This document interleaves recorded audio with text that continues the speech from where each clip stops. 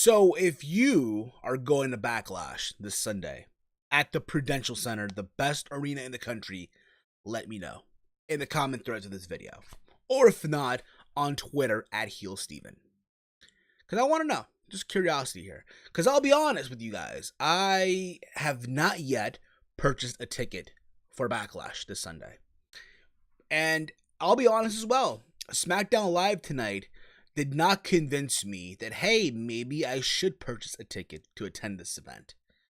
And 9 times out of 10, I will indeed attend the event.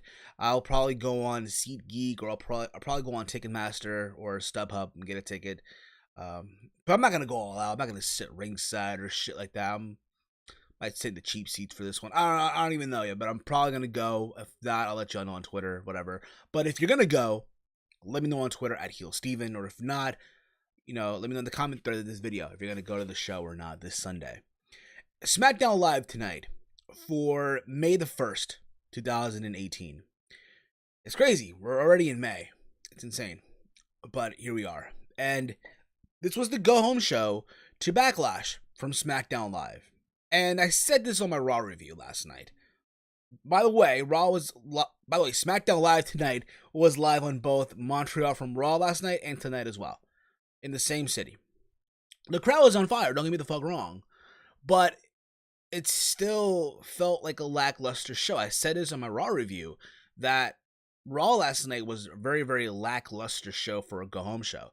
And I don't want to be that guy. And I know for a lot of people, SmackDown Live is the fucking, the breath of fresh air now with the people that's on that brand. But I felt like SmackDown Live tonight was just a meh show. Like, meh. Like, don't get me wrong, there was some stuff that I did enjoy, but the rest of the show was just like a wow. Keep this in mind. This is a go-home show to a pay-per-view, nonetheless. And again, when it's a go-home show to a pay-per-view, these go-home shows are supposed to convince you, the viewer, to, hey, you should go and watch the pay-per-view. You should watch on the network on a Sunday afternoon or Sunday night at 7 p.m. or 8 p.m. time, whatever the fuck it starts now and shit. Or if it's in your city, hey, you should go buy a ticket. You should go hit up SeatGeek or StubHub or Ticketmaster to get a ticket for this event or wherever you purchase tickets, whatever the fuck it may be. And that's what this show did. Like, again, it was meh, had some good stuff, but nonetheless, it just was another lackluster go-home show. That's my opinion, though. Because Mother Flowers, I want to hear from you. Comment thread this video, your thoughts on this show, if you enjoyed it or not. Did it convince you to look forward to the pay-per-view? Or if, in this case, if you're in the tri-state area of New York, New Jersey, or Connecticut, did this show convince you to actually go out of your way to buy a ticket to this event? Or if not, let me know on Twitter at HeelSteven, where I tweet with all you mother flowers throughout Raw, SmackDown Live, NXT, pay-per-views, and all that fun stuff. So the show kicked off with Miz TV. And The Miz says that because of what happened last week with Daniel Bryan no showing Miz TV as he was the guest last week, Daniel Bryan is from here on out until when Miz decides, banned from Miz TV. And he brings out his guest being Jeff Hardy. Now keep this in mind, before he brought out Jeff Hardy, he went on to say that Seth Rollins, that he will indeed bring back the Intercontinental Champ back to prestige, take it to SmackDown Live, because again, a Backlash is Seth Rollins and The Miz. But out comes Jeff Hardy, and it just seems, literally, Miz asked Jeff Hardy, hey, do you think I'm a better Intercontinental Champion than Seth Rollins? And then Jeff Hardy literally roasts him, and then they bring out Randy Orton, because apparently Miz was trying to instigate something between Orton and Hardy. Keep this in mind, per Randy Orton, because he comes out to the ring, he has no problem with Jeff Hardy. It's funny because Miz was trying to instigate so badly to Randy Orton, and Randy Orton's like, I don't give a fuck, whatever. Okay. It's like you just know he did not want to be in that segment. You can just tell for him that was just the most stupidest shit out there. But that's what it felt like. That's what it felt like. But he did go on to say, hey, Jeff Hardy, the current U.S. champion, and he wants his belt back this Sunday. They're cool and all, but at the end of the day, all that goes out the window this Sunday. And again, you just have Miz trying to instigate so badly between these two so they can go at it. And then out comes Shelton Benjamin. Benjamin claiming that, hey, it should not be Randy Orton go up against Jeff Hardy. It should be him. Because, again, Shelton Benjamin, if you guys remember, ended up, getting the upset win against Randy Orton last week. And even though there was some controversy with, I guess, Sunil Singh wearing a mask, trying to get involved, but nonetheless, it was a win nonetheless. Now, I did hear rumors going around that there's a possibility that Shelton Benjamin will be indeed added to the match this Sunday, making it a triple threat for the U.S. title. But I think, if anything, he's added just to eat the pin. Let's not get our hopes up that fucking Shelton Benjamin is going to go out there and win the U.S. title. It's not happening. So all this leads up to an impromptu match between Jeff Hardy, Randy Orton versus The Miz and Shelton Benjamin. Holla, holla, holla, player. I swear to God, the ghost of Teddy Long lives amongst Paige. I'm just saying, okay? But the match for what it was there. Nothing really to go crazy about other than literally Randy Orton and Jeff Hardy picked up the W. And then all of this set up for, again, Orton to literally RKO Hardy as well at the end of the match. Just to let him know that, hey, he can hit the RKO out of nowhere. And again, just let him know, keep him in check that, hey, Sunday, that could happen. You're not going to take your title and shit.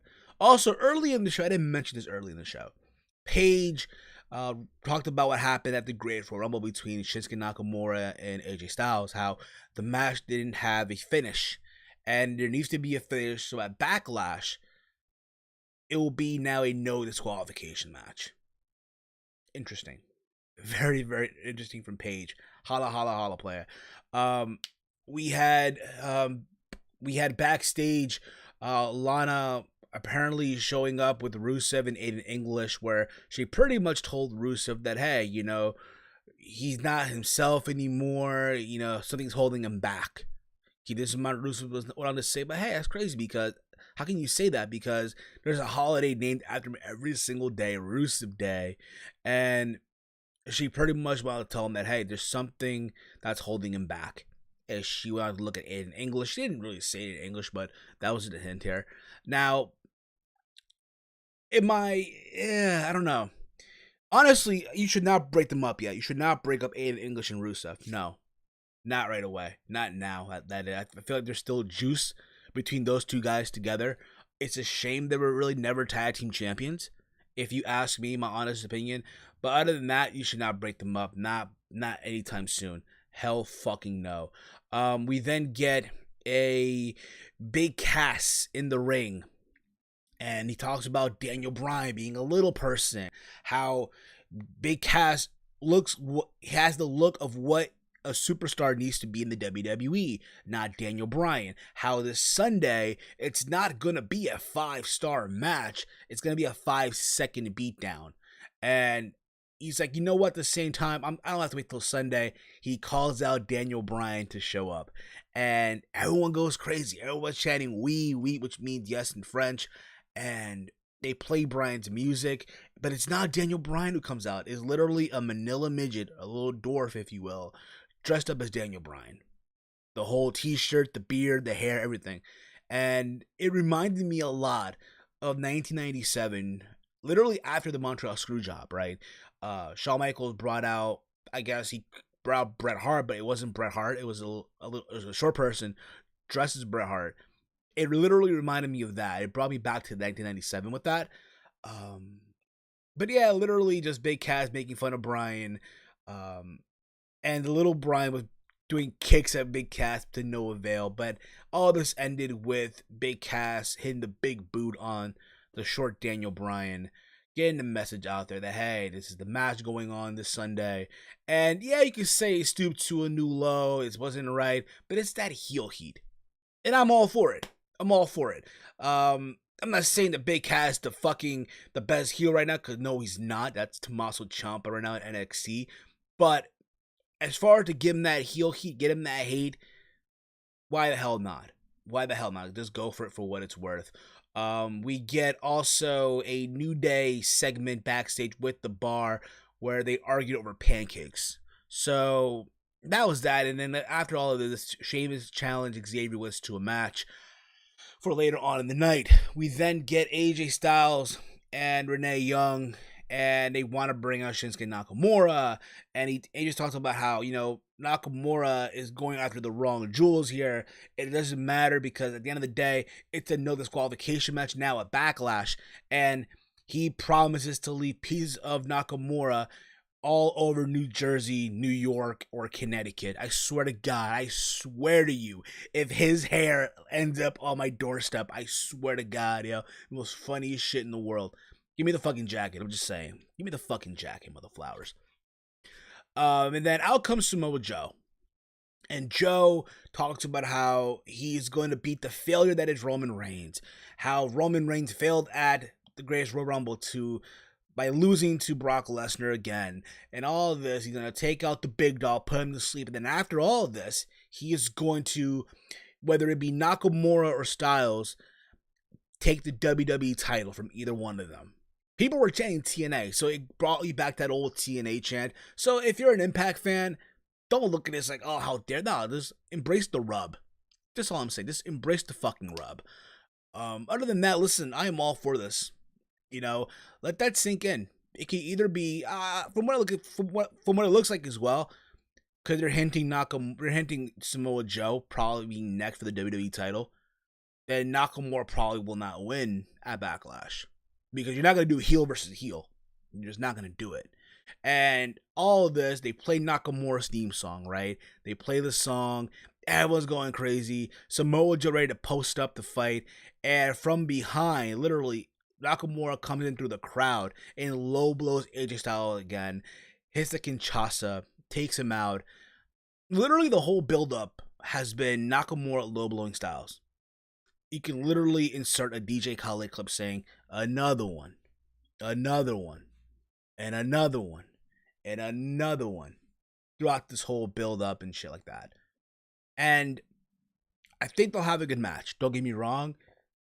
But at the same time, with the stipulation, you can say, oh, it's built for Nakamura to win. But it goes back to what I'm saying. If Samoa Joe is next in line for the championship, because essentially here, Samoa Joe put whoever the WWE champion is on notice.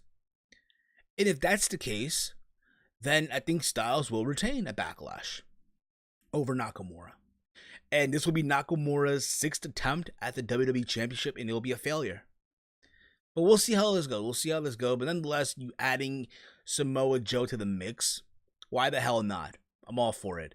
Somewhere down the road, you could do a match at Money in the Bank or at Extreme Rules. I don't fucking know. But if it was up to me, I'd save it for SummerSlam. That's just me, of course. But we'll see. After this, we get Xavier Woods versus Sheamus. This match, honestly, was a fun match. I enjoyed it for what it was. There was outside shenanigans between Cesaro and the New Day, where Big E caught Cesaro and got hit into the ring post. Cesaro countered all that. But it was all said and done. Xavier Woods hit a roll up, or literally rolled up Sheamus for the win. So the upset would happen. Again, the Bar coming to SmackDown Live now, and they haven't picked up the W. They lost at Saudi Arabia in that Great Royal Rumble match. And now here they are again losing to the New Day now. Also backstage, we get a moment with the reunion of Absolution. And they played a clip from last week where I want to see either Sonya Deville or Mandy Rose were making fun of Becky Lynch. They're calling Becky Charlotte's sidekick, right? The sidekick of Charlotte Flair. And because of all this, so now we see Absolution all together in Paige's office. And Paige pretty much said that next week, it's not going to be a championship match because they have to earn that. It's going to be Becky Lynch versus, I want to say, Mandy Rose. And they're all concerned, like, what's going on? I thought we're all, Absolution.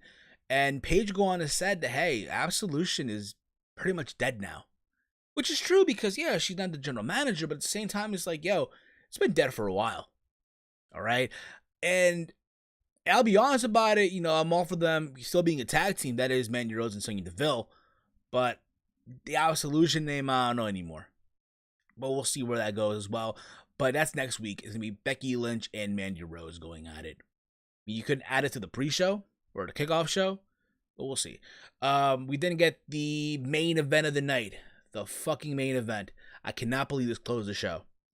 It was a 6-person women's match. I swear to God, Teddy Long, the ghost of Teddy Long, lives within Paige. Holla, holla, holla, player. We get Charlotte Flair, Becky Lynch, and Asuka versus Peyton Royce, Billie Kay, and Carmella. Thought this match, honestly, should have not closed the show. Absolutely not. If it was up to me, I would have had the Styles Nakamura Joe segment close your show. Because again, it's a WWE Championship match. It's essentially SmackDown Live's main event, which essentially I think will be the main event of the show. The WWE title. Not like Brock showing up. That should close your show. And that should be, again, the final segment of SmackDown Live. But instead, because we're trying to embrace the women's evolution, right? Because they couldn't be in Saudi Arabia.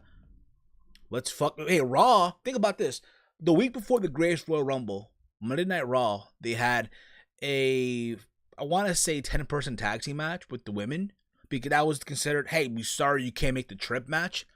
Well, here you go with this one again. It's all of the women. It's again Charlotte, Becky, and Asuka, the iconic duo, and Carmella in the we're sorry you couldn't attend Saudi Arabia, so here you go, you're closing SmackDown Live.